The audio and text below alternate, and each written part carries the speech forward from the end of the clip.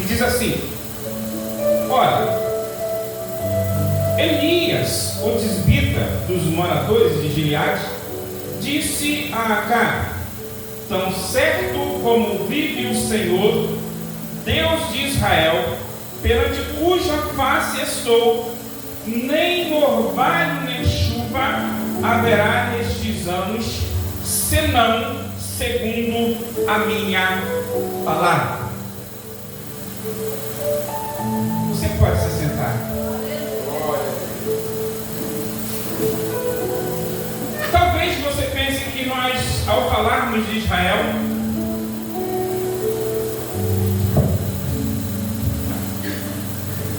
estejamos falando do Israel unificado. Não. Veja o que aconteceu. O livro de Gênesis nos traz Deus chamando Abraão, dizendo: sai da tua terra, do meio da tua parentela, para o lugar que eu te mostrarei. Abraão obedece à voz de Deus. E isso lhe foi imputado por justiça. E na sua caminhada, Abraão anda com Deus. Deus lhe promete um filho, e já na idade avançada nasce Isaac. Abraão cria Isaac, e Isaac conhece a Deus como sendo o temor de Abraão. Por sua vez, Isaac, após adulto, tem os seus filhos, e ele ensina a Jacó sobre o Deus de Abraão. Jacó cresce, e depois de muita demanda, com uma necessidade intensa na alma, ele se encontra com um anjo no vale de Jaboque, e lutando com o anjo, ele pede uma bênção, dizendo: eu não te deixarei enquanto não me abençoares. Olha a família: Abraão, Isaac, Jacó. Vida com Deus. E com Deus é assim: você crê e você conhece. Se você crê e não conhecer, está faltando alguma coisa. Se você disser que conhece, mas não crê, continua faltando alguma coisa. E de Jacó, o nome foi mudado. Ele vai se chamar Abraão. Ele vai se chamar Israel. Perdoe. A bênção ali. E quando ele se chama Israel, toda a sua descendência posterior vai se chamar o povo de Israel. Ou seja, os filhos de Jacó. Quando você ouvir falar do povo de Israel, são os filhos de Jacó. Mas o problema é que os filhos de Jacó passaram uma situação apertada, passaram uma fome, e pela fome que passaram tiveram que descer ao Egito, e descendo ao Egito encontraram lá José, que agora era governador, e após encontrar José eles foram morar na terra de Gósen, e ali morar na terra de Gósen, no Egito, aconteceu uma coisa: tiveram contato com os deuses egípcios. O povo de Deus agora está dividindo a casa com o pessoal idólatra. Isso é sempre um problema. Idolatria é um problema. Depois de passado anos servindo no Egito, são tirados com uma mão poderosa, porque Deus levanta Moisés, o libertador. E Moisés, após as 10 pragas terem acabado com os deuses do Egito, porque um dizia que um Deus era disso, um Deus era daquilo outro, e Deus vai lá e mostra que Ele é o único Deus e envia as pragas que humilham e colocam aquele pessoal no seu devido lugar. Não contente com isso, os egípcios vão atrás do povo de Israel, mas quando Deus vê que eles vão entrando no mar, a porta do mar se fecha. Morre no mar cavalo e cavaleiro, porque se levantaram contra o povo de Deus. Mas isso aconteceu porque o povo que estava sendo escravizado no Egito clamou ao Senhor. E a Bíblia diz que Deus se lembrou dos filhos de Israel. Talvez você esteja passando por uma situação difícil, mas clame ao Senhor, porque se Ele te prometeu, a promessa é viva, ela está de pé. E conforme você clama ao Senhor, acontece milagre. As esferas do céu começam a se mexer, e então do céu para a terra desce milagre na direção da sua vida. Após o povo sair do Egito, caminha 40 anos pelo deserto. E que Deus é esse que prepara o seu povo no deserto? O povo conhece o Senhor no deserto de Sinai. Quando Deus se apresenta no meio de sons de buzina, tambores e pífanos, o povo se amedronta e fala: Moisés, conversa com Deus, mas a gente não quer falar com ele não, porque esse Deus é muito perigoso. Se até um animal tocasse o terno do monte, seria fulminado. O povo ficou com medo. Depois de 40 anos, o povo sai então do deserto e vai em direção à terra prometida. Agora Josué, conduzindo o povo, abre o rio Jordão, tal como se abriu o mar vermelho, e o povo passa a pés enxutos, porque eles reconhecem que só Deus é o Senhor. Talvez diante da sua vida esteja uma situação em que você não sabe como ultrapassar, não sabe como avançar. Mas se for água, o teu Deus é poderoso para abrir as águas para você passar. E se for vento, Deus é aquele que acalma o vento. Ele para tempestades. E se a palavra de Deus foi: atravessa para o outro lado, você pode atravessar, porque Deus será contigo, porque Ele vela pela sua palavra para a cumprir. Interessante que é a palavra de Deus que é fiel.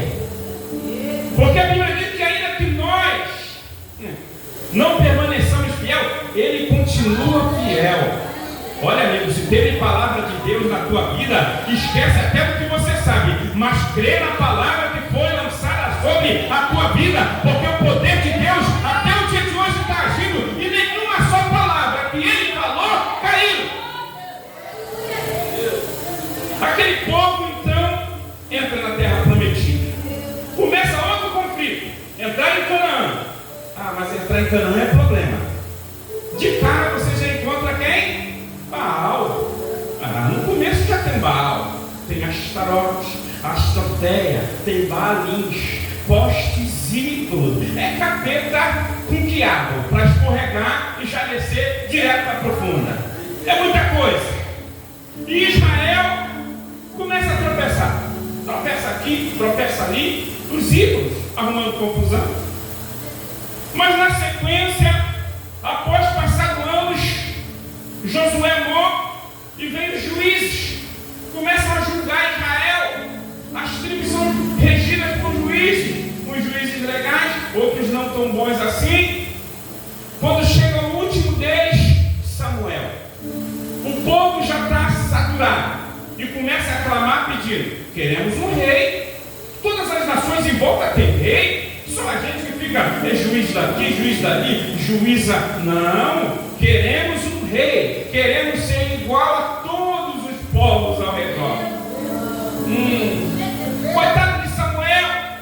Samuel disse: Deus, esse povo me rejeita. E Deus fala para Samuel: fica triste não, não é você que o povo está rejeitando, eles estão rejeitando a mim, é o meu governo que eles não querem, eles querem governo humano, mas calma, eu vou dar para eles o que eles querem.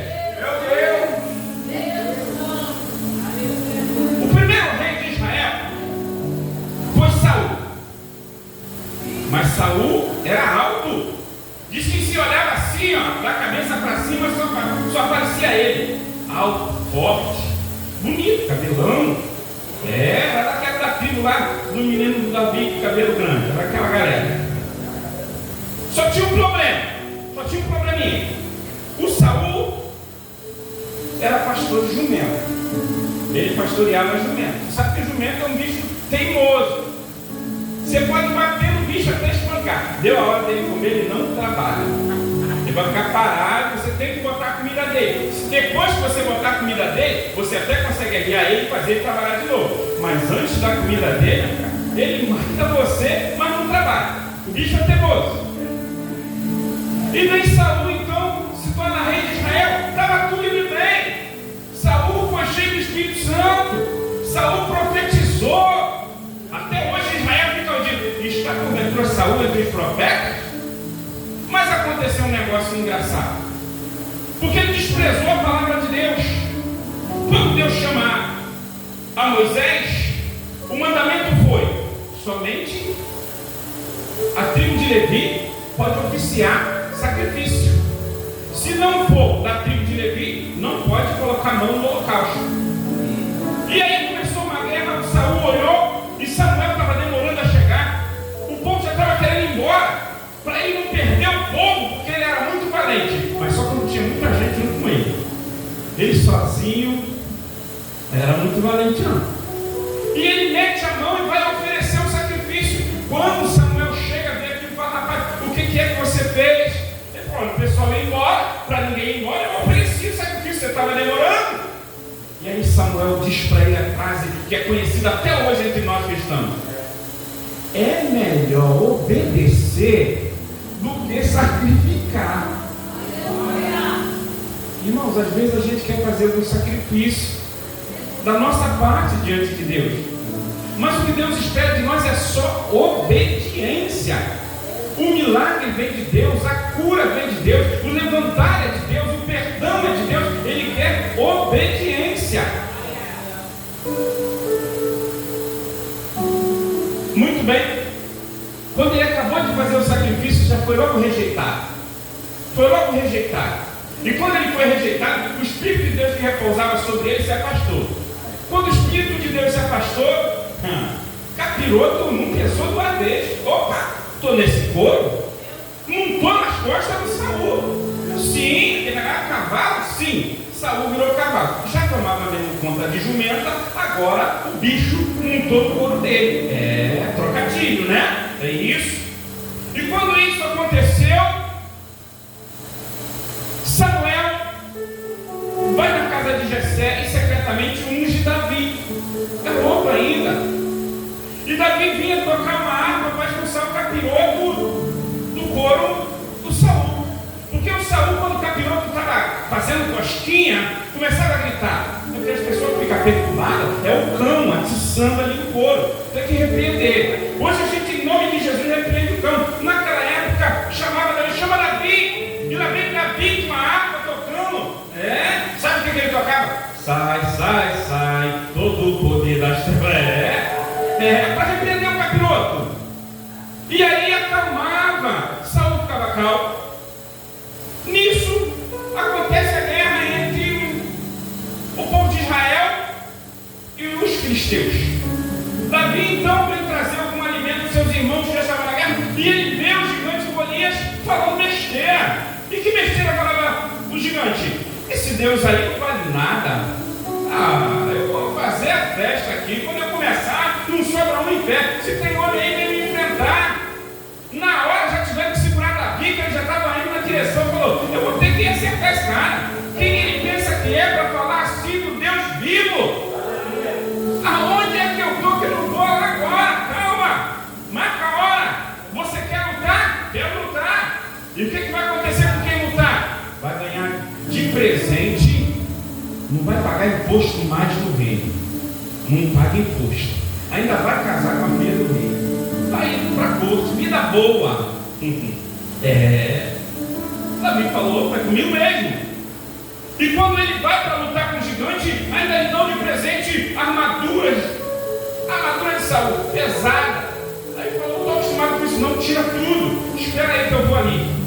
Já foi orando para a beira do rio. Ai meu Deus, tem misericórdia. Eu sei que ele está falando besteira lá, então me ajuda. Quero dar pelo menos tapa na orelha desse gigante para ele aprender a morder o capim, para ver como é que é bom. Porque eu tenho certeza de uma coisa: se ele não tem aliança contigo, nem teu nome ele pode pronunciar. Se ele não tem aliança